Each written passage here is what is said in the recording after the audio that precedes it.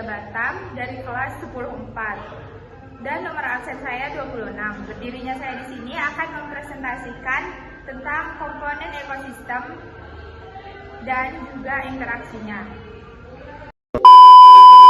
Baiklah, saya akan mempresentasikan tentang komponen ekosistem dan interaksinya.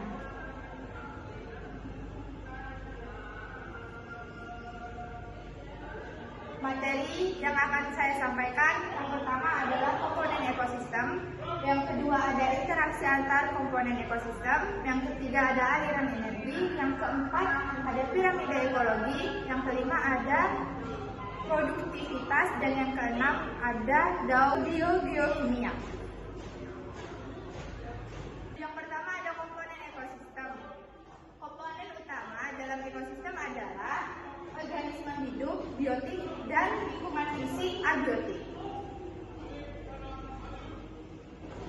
Komponen ekosistem terbagi dua, yaitu biotik dan abiotik. Biotik merujuk kepada komponen ekosistem yang hidup seperti tumbuhan dan juga hewan. Komponen biotik ini berperan sebagai produsen, konsumen, dekomposer dalam rantai makanan. Yang kedua ada abiotik. Komponen abiotik merujuk kepada segala komponen yang tidak komponen dalam ekosistem yang tidak hidup. Abiotik mencakup bahan organik, senyawa organik, dan juga faktor-faktor yang mempengaruhi antar organisme. Contoh dari faktor-faktor abiotik adalah tanah, air, udara, cahaya, suhu, lalu juga matahari.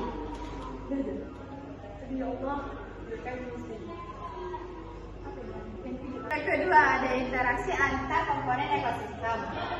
Interaksi antar komponen ekosistem adalah interaksi yang terjadi antar biotik dengan biotik maupun biotik dengan abiotik. Adanya interaksi ini menunjukkan hubungan yang saling mempengaruhi antara faktor biotik dan abiotik dalam suatu ekosistem. Selanjutnya ada interaksi antar spesies. Interaksi antar spesies adalah hubungan antar organisme yang berasal dari suatu spesies. Jenis-jenis interaksi antar spesies adalah simbiosis mutualisme, simbiosis parasitisme, simbiosis komensalisme, netralisme, dan predatorisme. Selanjutnya ada aliran energi.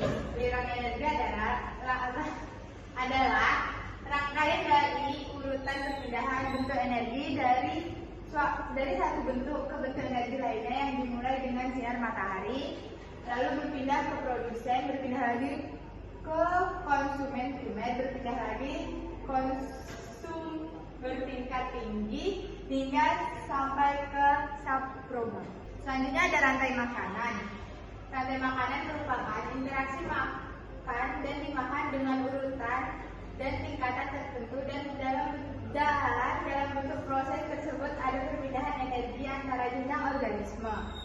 Rantai makanan merupakan bagian dari jaring makanan, di mana rantai makanan bergerak secara linear dari produsen ke konsumen teratas. Selanjutnya ada jaring-jaring makanan. Adalah kumpulan dari rantai makanan yang tumpang tindih tetapi saling berhubungan di ekosistem sehingga membentuk semacam jaringan. Contoh rantai makanan yaitu padi dimakan belalang, belalang dimakan kata dimakan ular. Nah, pada jaring-jaring makanan, padi tak hanya dimakan oleh belalang, tetapi juga dimakan oleh ular dan juga tikus. Selanjutnya ular dapat dimakan oleh ayam maupun kata, sementara tikus dapat dimakan oleh ular, sedangkan ayam, kata, dan ular dapat dimakan oleh burung elang. Sebab pada jaring-jaring makanan, jumlah produsen dan konsumen yang terlibat lebih banyak, sehingga energi yang mengalir lebih kompleks. Selanjutnya ada piramida ekologi. Piramida ekologi adalah gambaran susunan antara trofi dapat disusun berdasarkan kepadatan populasi, berat, kering, maupun penyimpanan energi pada tiap tropik. Piramida ekologi ini berfungsi untuk menunjukkan gambaran perbandingan antara trofi pada suatu ekosistem.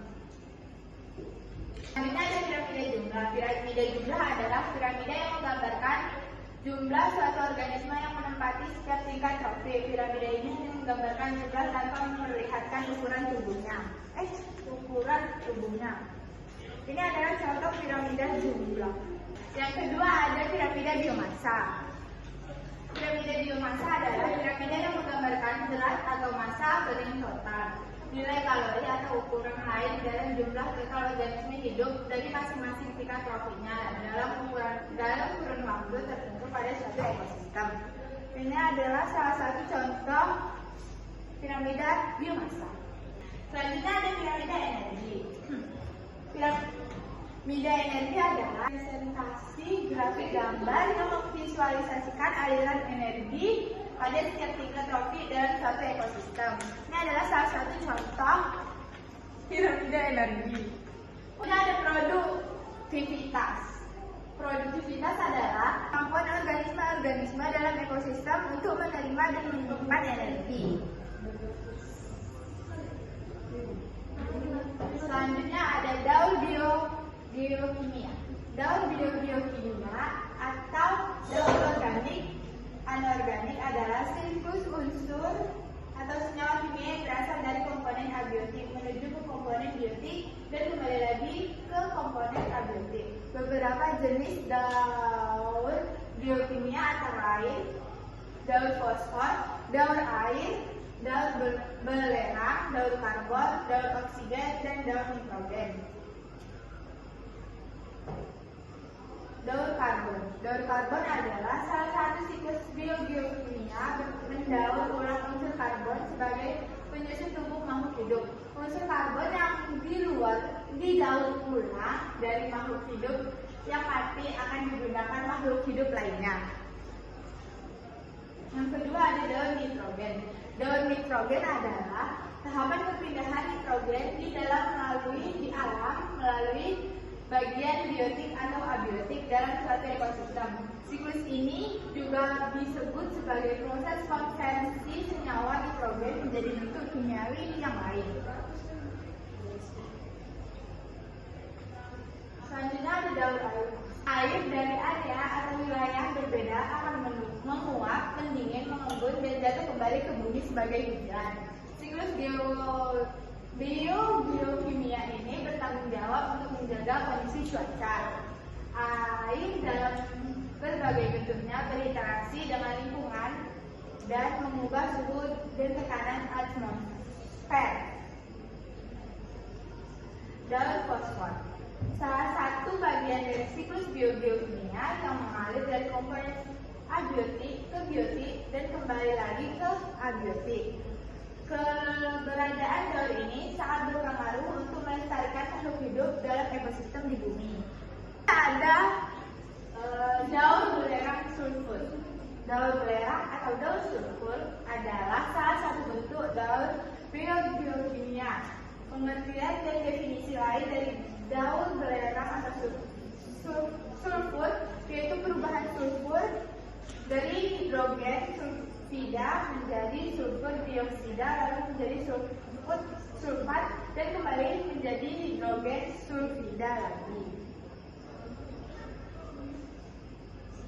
Selanjutnya ada pertanyaan. Manfaat apa saja yang dirasakan oleh manusia dengan adanya komponen abiotik? Fungsi utama faktor abiotik adalah memberikan pengaruh besar terhadap kemampuan reproduksi dari suatu makhluk hidup dalam sebuah ekosistem. Hal itu dapat terjadi karena kelangsungan hidup suatu organisme bisa saja tidak optimal apabila tak ada faktor dari komponen abiotik yang menopang kehidupannya. Yang kedua ada hubungan simbiosis mutualisme. Simbiosis mutualisme adalah ketika dua jenis organisme berbeda menjalin hubungan yang saling menguntungkan. Yang ketiga ada bagaimana proses aliran energi dalam ekosistem berlangsung. Aliran energi sebenarnya bermula dari energi cahaya dari matahari. Yang energi ini digunakan untuk membentuk energi kimia oleh makhluk autotrof, cyanobacteria, dan lain-lain. selanjutnya mengalir ke konsumen primer sehingga ke konsumen sekunder dan berakhir di konsumen puncak. Selanjutnya apa fungsi dari piramida biomassa?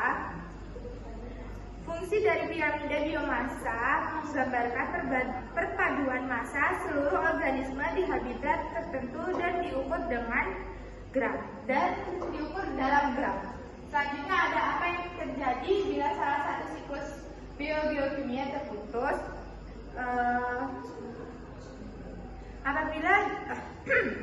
Apabila daur biogeokimia berhenti, sudah dipastikan proses hidup juga akan berhenti. Oleh karena itu, kelancaran daur biogeokimia sangat penting bagi kelangsungan hidup makhluk hidup.